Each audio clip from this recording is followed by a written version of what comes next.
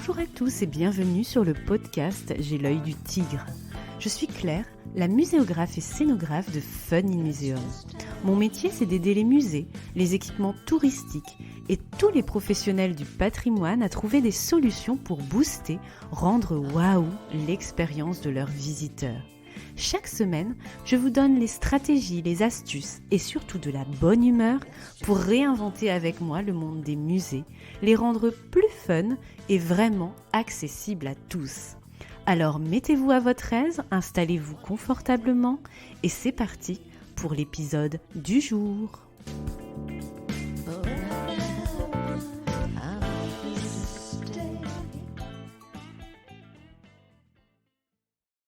Bonjour, je suis ravie de vous retrouver aujourd'hui pour attaquer la mini-série de 3 épisodes sur le numérique au service des musées et du patrimoine que je vous ai promis dans l'épisode 4 sur les expos immersives. Alors pourquoi cette mini-série ? Cette mini-série colle en réalité avec une de mes actualités. Figurez-vous que je commence ce mois-ci, en janvier 2021, à enseigner dans un tout nouveau master de l'Université catholique de Lille, intitulé PatNum. L'intitulé exact, c'est Master Gestion et Valorisation numérique des patrimoines culturels et immatériels. Je vous mets le lien dans la description de l'épisode. Ce master est coordonné par Philippe Diest, historien et enseignant-chercheur que j'ai rencontré dans le cadre de la rénovation du musée de la Résistance de Bondy, dont j'ai la charge en ce moment depuis 2018. Je dédicace donc cet épisode à vous Philippe, à Claire également, Hélène, vous vous reconnaîtrez sans doute, mais aussi bien sûr, je dédie cet épisode 4 aux étudiants du master PatNum. Soyez donc attentifs, chers étudiants, car il y aura peut-être quelques questions sur le sujet de cet épisode dans votre futur contrôle continu. Je vous dis ça, je vous dis rien. Alors, j'enseigne aussi sur cette thématique du numérique dans le secteur muséal et patrimonial pour l'Institut national du patrimoine, l'INP, pour la formation des élèves conservateurs depuis 2018. Si certains m'écoutent, je vous passe le bonjour avec cette petite piqûre de rappel avec l'épisode d'aujourd'hui. Bref, le numérique, vous l'avez compris, c'est mon dada, j'adore ça. Ce sujet m'intéresse beaucoup depuis 15 ans en tant que muséographe et scénographe et je participe très régulièrement à des conceptions-réalisations d'outils numériques dans le secteur muséal et touristique.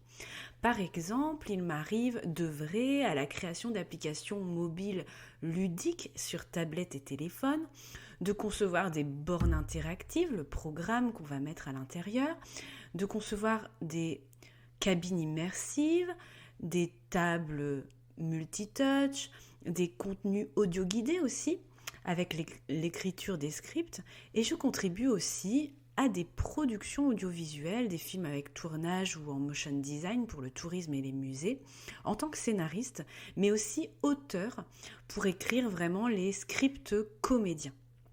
Donc, j'adore écrire de manière générale, mais l'écriture pour le numérique et l'audiovisuel m'amuse aussi beaucoup et constitue un pan de mon activité. Alors attention, moi de mon côté, je ne suis pas derrière la caméra, je ne suis pas une codeuse, une développeuse, soyons clairs.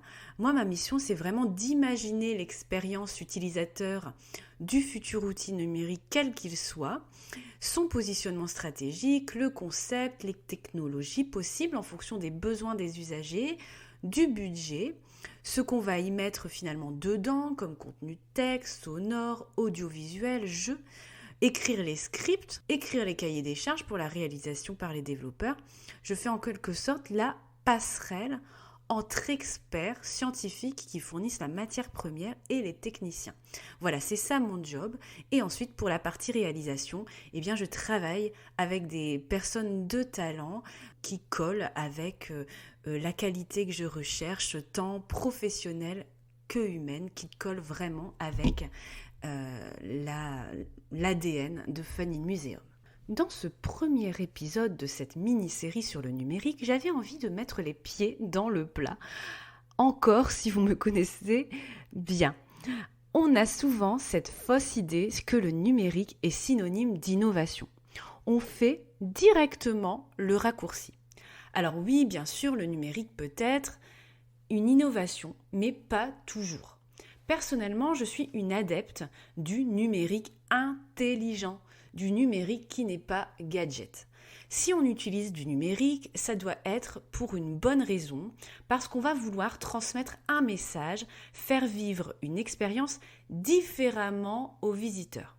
Pour moi, si vous mettez un texte et un diaporama d'images sur une borne interactive, ok, c'est du numérique, mais est-ce que vous allez me dire que c'est vraiment une innovation ? Non. C'est différent d'un texte imprimé sur un mur, ok, on va pouvoir mettre plus d'images, plus de contenu, mais ça va s'arrêter là. Et si vous visitez comme moi beaucoup d'expos, beaucoup de musées, beaucoup de sites touristiques, vous avez testé beaucoup de parcours jeux, etc. Il y a des quiz, des mini-jeux, mais est-ce que c'est souvent très différent d'un livret-jeu papier par exemple ? Eh bien, pas souvent. Pour moi, quand on parle de numérique au service des musées, du patrimoine et du tourisme, il y a 4 choses à retenir.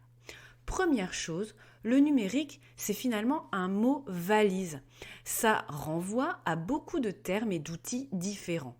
On va penser à écran, à mur, table, sol interactif, à des vidéos, à des applications mobiles sur smartphone, tablette. On va penser réalité augmentée, réalité virtuelle, 3D, 4D, mapping, impression 3D, immersion sonore, robotique, e-communication, réseaux sociaux, etc.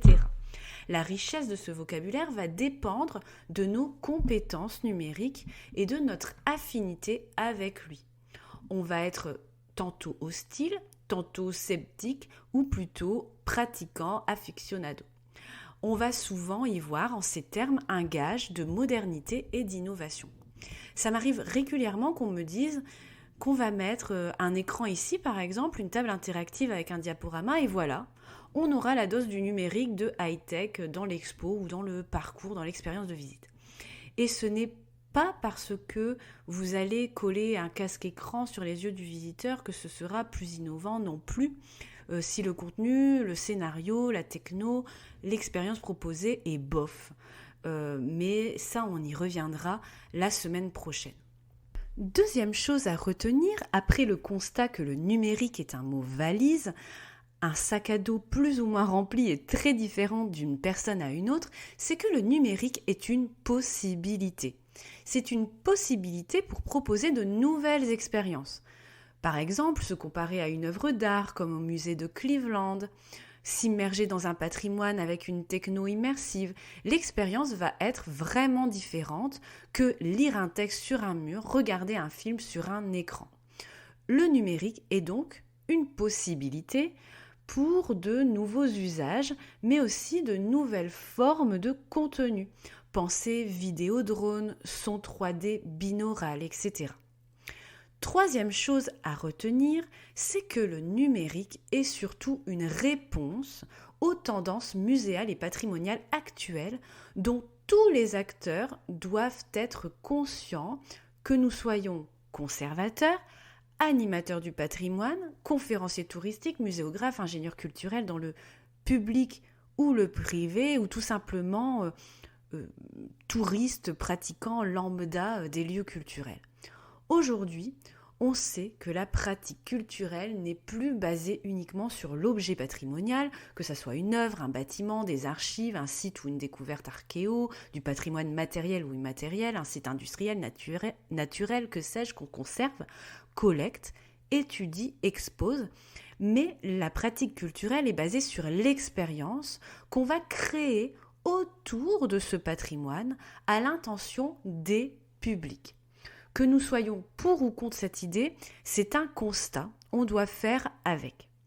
On peut faire un petit exercice ensemble si vous voulez. Prenez une feuille et notez un peu les mots-clés qui renvoient selon vous aux tendances des pratiques muséales et touristiques. Vous pouvez mettre sur pause le podcast si vous voulez et réfléchissez-y quelques instants. Moi, sur cette feuille, j'y noterai déjà en gros, au milieu, expérience. Ensuite, je noterai aussi public au pluriel, collaboratif, numérique, effet waouh, accessibilité, multisensoriel. Je noterai aussi interactivité, ludique, apprendre en s'amusant, immersion, spectaculaire, évasion, aventure, émerveillement, émotion, storytelling.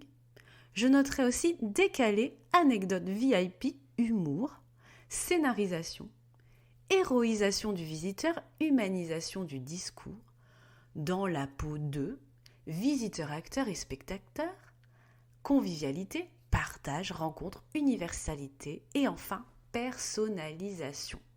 C'est ce nuage de mots-clés, cette carte mentale que vous devez vraiment garder en tête quand vous voulez créer un projet numérique ou n'importe quelle offre de visite patrimoniale ou muséale. Vraiment gardez toujours en tête tous les mots-clés que je viens de citer et la page sur laquelle vous les avez peut-être écrits.